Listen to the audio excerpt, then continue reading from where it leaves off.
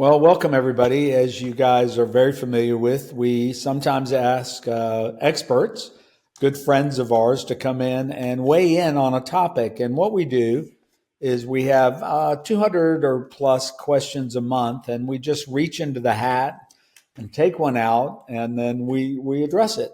Today, Aman has joined us. Aman, tell us, reintroduce yourself to the community. Tell us a little bit about you and anything you want us to know. 100%. First of all, thank you, Dean, for having me. My name is Anand Pallapalayam Kodandaraman. That's a big one. So I shortened it as Anand Pal. Pal, as you know, is a friend. Anand in Hindi means happiness. So consider me as a happy friend. And what I do is I do take care of data protection from the cybersecurity umbrella end to end at LPL Financial.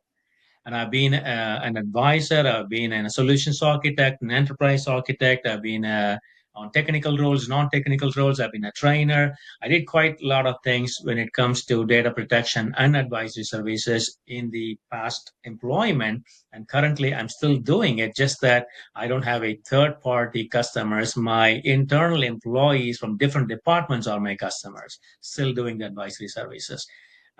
So it's a pleasure to meet you, Dean, and to meet all your subscribers. So let's get going.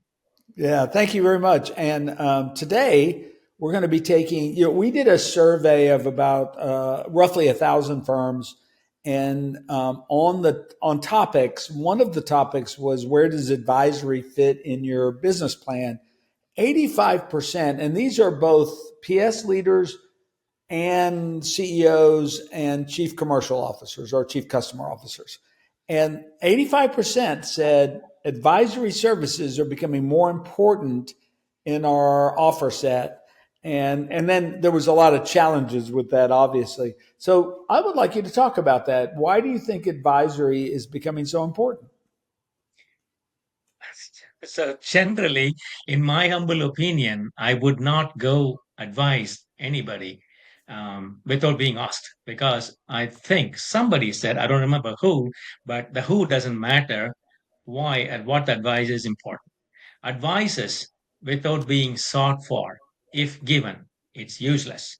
There are people that are willing to provide advices day in and day out, 24 hours a day. Even if you see these days the YouTube channels, small things, they prepare a recipe, they show, but they say advice like, if you eat this, it's going to help you with diabetes. If you eat this, it's going to help you with heart problems. Are you a doctor? Don't advise, right? And so, but advisory services has its own space. When it is sought for with the experts, it has its value.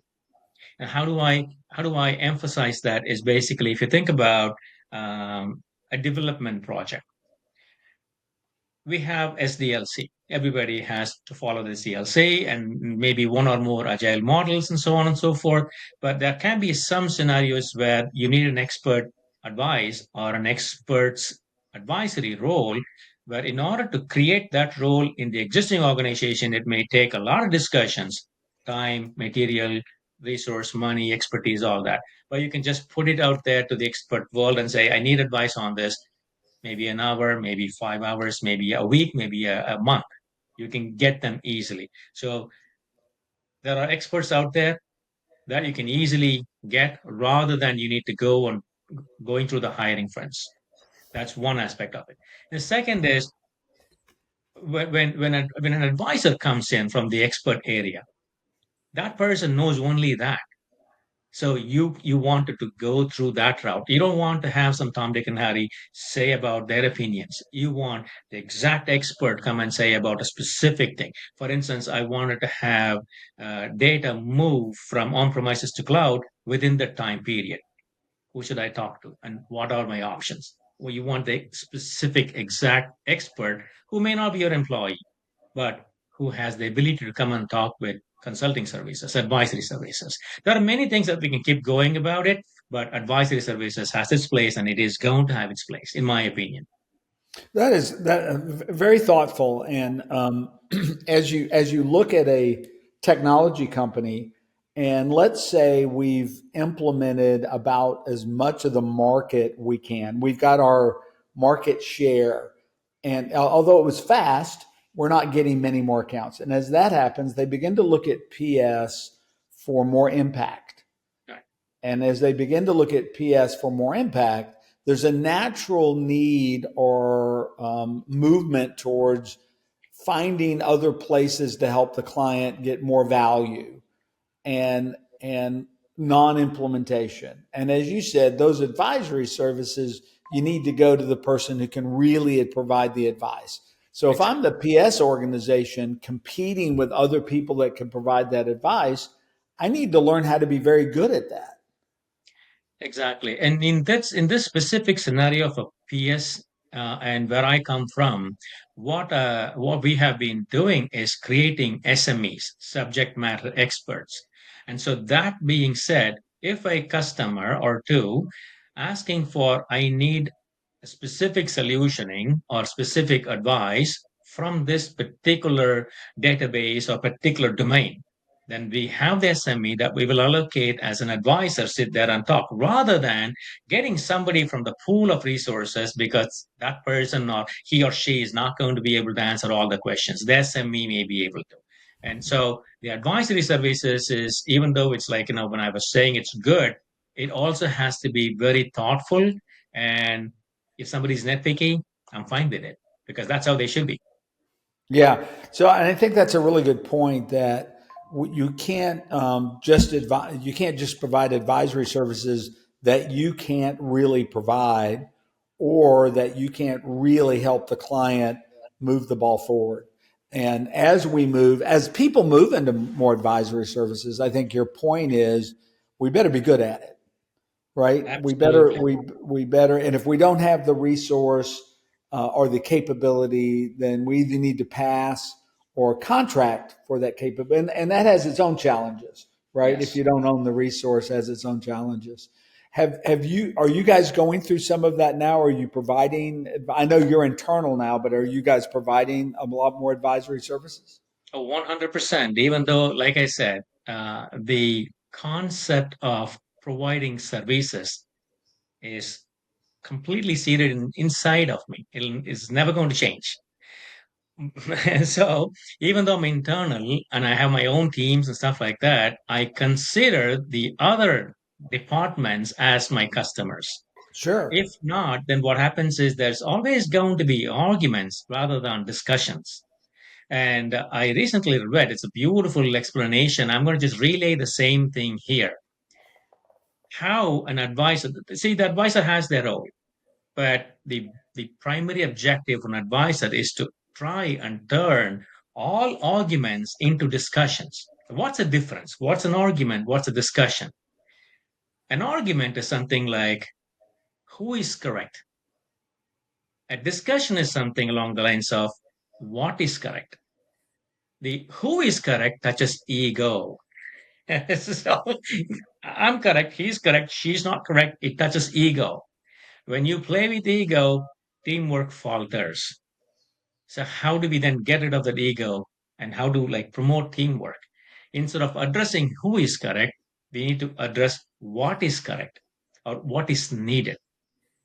And that transformation from an argument to discussions is the first primary role of any advisors. And then comes their technical expertise or the domain expertise, if you say. So, how do I handle in my area? Is I just don't stick my nose outside of the area that I'm not good at. I just stick to what I know. And if I need somebody, I'm upfront and I say, I know this, but for others, I need to bring in somebody else. Be upfront, be open. And we're not like letting the discussions go without you, right? We just bring another expert. That's okay. But what happens is in some cases, advisors, when they go, they think they can advise on anything and they're the only one that can say things, right? That should change. If I get to know that I need somebody else's help, we need to be upfront. We need to seek that help for. Like somebody else is seeking your help, you should be also be willing and open to seek others' help. If not, that will never be a success. Yeah, I like the idea that experts are specific and also it's a team. We had an example a few years ago where maybe a Fortune 100 company who really liked us wanted me personally to go work on a division And I had to say, I don't think you'll like us over there. You love us because we're experts in this. And Right. they go, no, no, we trust you. I go, I understand. You trust me and trust me to say, we're not the people to go fix that. Right. I don't have a million hours understanding the underlying problems there. There are better people. And then we found them something else, somebody else. Hey, as always, you are one of the most interesting people I get a chance to talk to. Leave us with one idea about experts as we wrap up today, about advisors. One idea with experts. So choose your advisors wisely. If somebody says that I can do things, you probably want to think twice. If somebody say, I will try, if not, I will bring the right person to you, then you can trust that person better than the other guy. There is Yes. always a fine line, right? Confidence and overconfidence. When somebody says, I can do this, that's confidence. When somebody says, I'm the only one that can do this, that's overconfidence. You don't want that overconfidence person, you want the confident person, and you want the humble person. That's just my opinion, not an advice. I completely agree, and we'll close on this. But when someone's comfortable in themselves and confident, they're not going to try to bully you or word you into decisions. And we've all dealt with buying different things. So thanks again, Anand. Wonderful to see you. I like that you are a happy friend, Yes, and I need more happy friends. So, and absolutely. I hope everybody enjoys this. Get to know Arnold. Reach out to him. He is a continual guest we have, and we greatly enjoy him. Thank you, Dean.